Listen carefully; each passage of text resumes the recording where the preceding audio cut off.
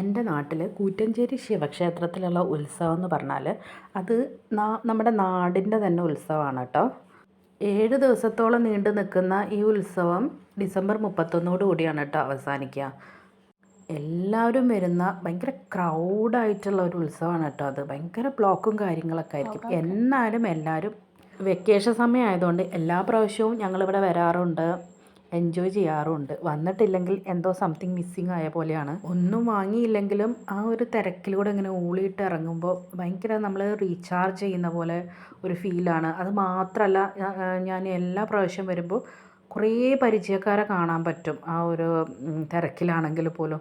അപ്പോൾ അതുകൊണ്ട് അതും ഒരു സന്തോഷമുള്ള കാര്യമാണ്. നമ്മൾ നാട്ടിലില്ലാത്ത ആൾക്കാർക്കൊക്കെ ഇതൊരു നല്ലൊരു ചാൻസും കൂടിയാണ് കേട്ടോ. കുറേ ആൾക്കാരെ, നമ്മളെ പരിചയക്കാരെ, കുറേ വർഷങ്ങൾക്ക് മുമ്പ് കണ്ട ആൾക്കാർ ഒക്കെ കാണാൻ പറ്റും. അവരോടൊക്കെ സംസാരിക്കുക, അതൊക്കെ ഭയങ്കര സന്തോഷമുള്ള കാര്യമാണ്. ഞങ്ങൾ കുറേ സാധനങ്ങളൊക്കെ വാങ്ങി വീട്ടിലേക്ക് വേണ്ടത്, അതുകൂടാതെ കുറേ എന്തൊക്കെയോ കഴിച്ചു.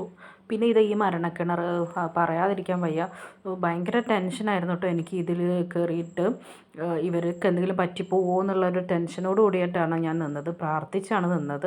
പിന്നെ കുറേ ആൾക്കാർ ഇങ്ങനെ നോട്ടൊക്കെ അതിൽ കൂടി ഇങ്ങനെ നീട്ടുന്നുണ്ടായിരുന്നു. അവർ ആ വണ്ടിയിൽ വന്നിട്ട് അതേപോലെ നോട്ടൊക്കെ വാങ്ങിയിട്ട് പോകുന്നുണ്ടായിരുന്നു. അതുകൂടാതെ ആ ഒരു കാറിൽ ഒരു കുഞ്ഞു കുട്ടി ഉണ്ടായിരുന്നു, പിന്നെ 2 ലേഡീസ് ഉണ്ടായിരുന്നു. അപ്പോൾ ഓരോരുത്തരും അവർ ജീവിക്കാനുള്ളൊരു കഷ്ടപ്പാടേ വലിയ സംഭവമാക്കി ഇതിലൊക്കെ കയറി കഴിഞ്ഞ് കഴിഞ്ഞപ്പോൾ എനിക്ക് ഇറങ്ങി കഴിഞ്ഞപ്പം ഭയങ്കര കഴുത്ത് വേദനയൊക്കെ ഉണ്ടായിരുന്നു.